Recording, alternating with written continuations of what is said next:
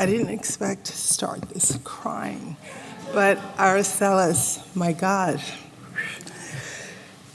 Legacy, Javielis, the floodgates are already open.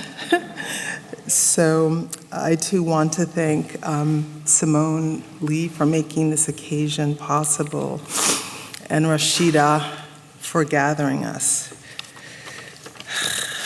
I have a tendency to cry, so they just pushed me into the zone.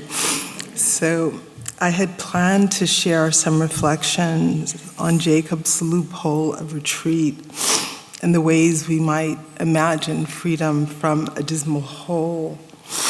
After hearing Greta Colombo's presentation yesterday on Antigone and the boat and attending and witnessing Okwe Okwakwasili's performance about all the boats on which we have ever been seized and on which we have fled, I decided to share this excerpt about another Antigone inside the racialized enclosure. Thank you, Christina, Dion, Canisia, Ronaldo, Abdi, for listening again.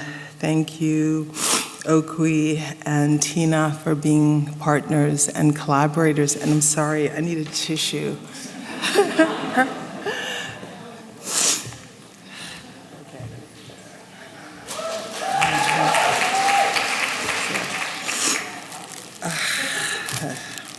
Okay, so I'll try to get it together. Okay.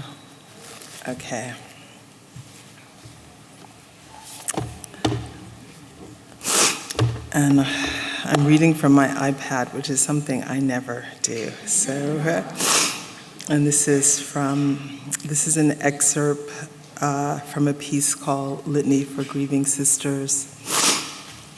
She has prepared for this moment and invites us to act as witnesses, to gather with her, to have her back at the last hour, to stare down her assassins.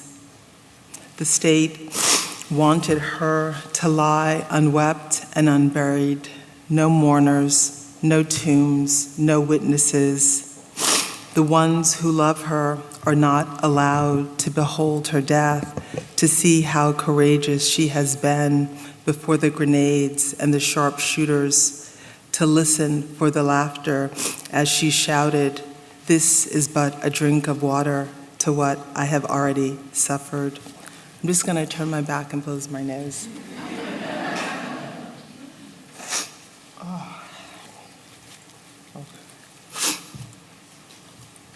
This toil-worn woman has learned to meet death with her back straight, no matter how afraid. She has never known herself separate from grief, grief doubled and multiplied. So many are gone, but she is still here. She takes little joy in this fact. Even meager survival is cruel. She wants to die so she can be in the company of all those she has loved, so she can stay with the child forever. She is not the last sister on earth, but this is how it feels as she makes her way through streets filled with death. There is nothing to persuade her otherwise. Grief and despair, not reason, drive her, push her forward. Time has fallen away, and the only reliable measure left is one step forward, then the next, as she cuts a blind path through the labyrinth of the city. She will search for him. Nothing will stop her. There is no one left to protect, and she remains trapped in the graveyard of the whirl. She would prefer to sew herself into her own shroud. She cries out, but there is no one to receive her cry or to meet her call, only the silence of the desecrated city. Refusing the dead whirl, recoiling from the pile of corpses, she looks away from the carnage and moves ahead, trying to take in as little as she can without stumbling. Is this a dream? Is this the prophecy? Has she always known that this was to be her fate? that she would be left behind to witness the ruin of the world, to lose everyone she has ever loved and be forced to continue to persist in their absence. She is weathered. The rounded shoulders, the abraded flesh, the turned-down mouth, the blank, glassy eyes mark her like rings on a tree, etch the damage done by successive centuries in her face and gestures, the body burden of slow death and undocumented extinctions. She is not 30, but the dead weight of the world has depleted her. She doesn't say, "I am so tired, Lord." She doesn't call to Jesus.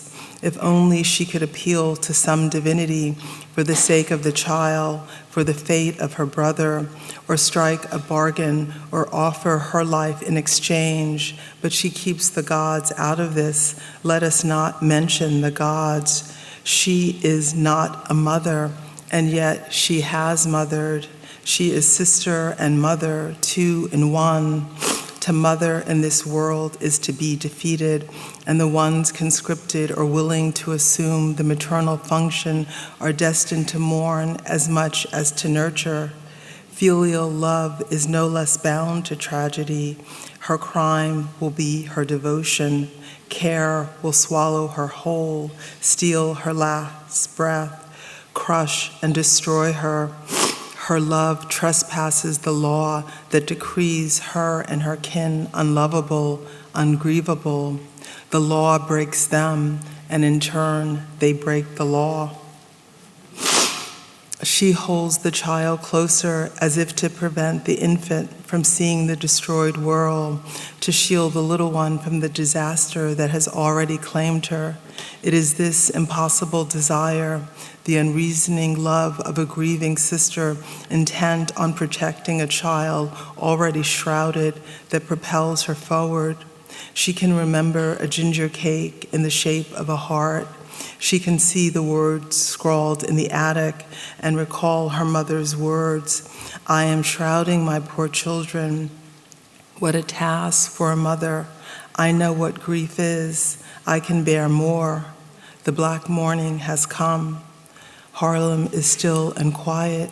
She wonders if anyone else is alive, if her brother man might be alive. She knows not to wait for rescue. No one will come in search of her. It never crosses her mind that he will come looking for her. She must be the man. She has taken the place of nearly every man in her family. She must carry it all. She must shoulder the burden until she is exhausted.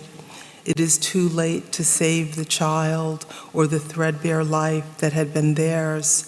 Everyone in the building and on the block is gone, yet strangely the buildings are untouched, indifferent and stolid, as if waiting for the new occupants, as if this destruction has been desired, as if natural disaster were the plan.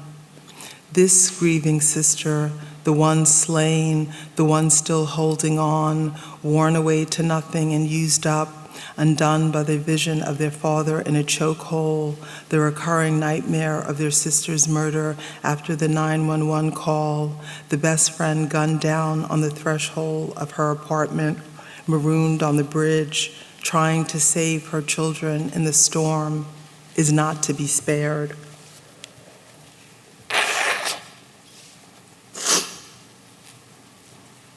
She has lived with the knowledge that she has been condemned, and her death, like theirs, will be premature and untimely. She fears that she will never be free of the image of men struggling for the last breath, women abandoned and bereft, women left for dead in the streets, martyred girls in Sunday dresses, the boy slain with his favorite candy still clutched in his hands, the sneakers dangling from telephone lines, the red ribbons of little girls, the shattered faces of little boys, the sounds of fathers sobbing and pleading. She doubts that she will ever find her brother. Can one be a sister without kin? The perverse lines of descent, the names of fathers withheld and erased, exed by shame and incest, absconded, captured, gone. She is no father's daughter, no mother's child, but a stranger in the house, an eternal alien. In the search for him, she makes a perilous claim, if only to ward off a permanent lovelessness that she cannot avoid or escape. To be a brother's sister, a brother's heart, a brother's savior, a brother's undoing, is hers the labor of a mother, a sibling, a daughter, a sentinel, or a lover. If he is alive, will he blame her for what has happened, for everything they have suffered? Is it her duty to repair the ruin of the world? Blame she surely deserves, because she is alive, the child is dead, all the others are gone.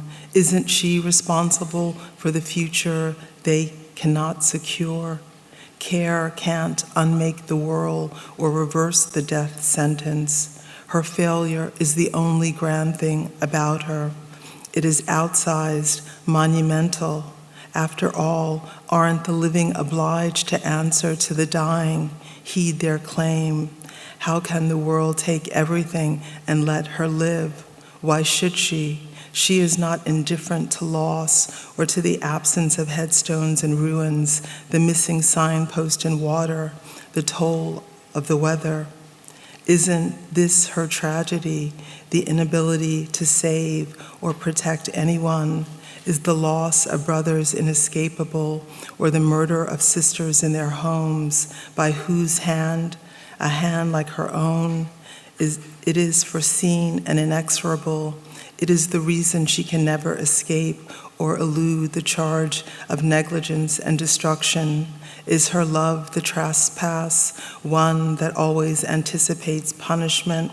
Too thick, too fierce, too ardent, she has been judged and her fate decided. The hush of the city is the condemnation, the censure. What might she demand? Not life, not kin, not recognition, not sovereignty. Why am I still here, she asks. Brother, where are you? Need she always fear for the one she loves? Why must she be forced to assume the loss certain to break her? How much is she required to bear? All that she can withstand. The bundle is held tight against her chest. It would hurt too much to utter a name. Child is all she can manage. Mama's baby would wreck her, and mine is foreign to the tongue.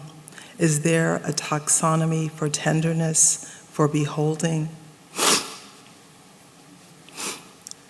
The no longer mother, the not wife, the kinless sister, the lost daughter, the not woman, the not man, the nobody, the cipher, the matrix. She is still here.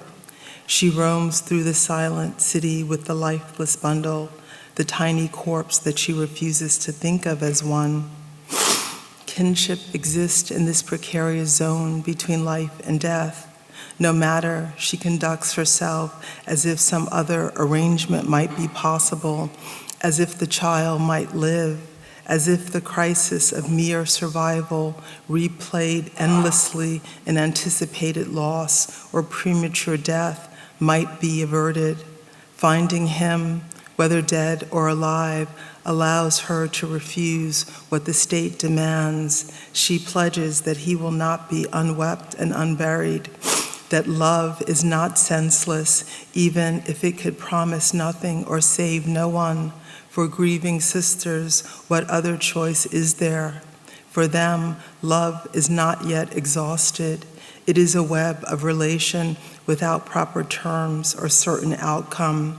It is an end of the world tale with its own promising fatality. It is a story that blossoms in the black morning.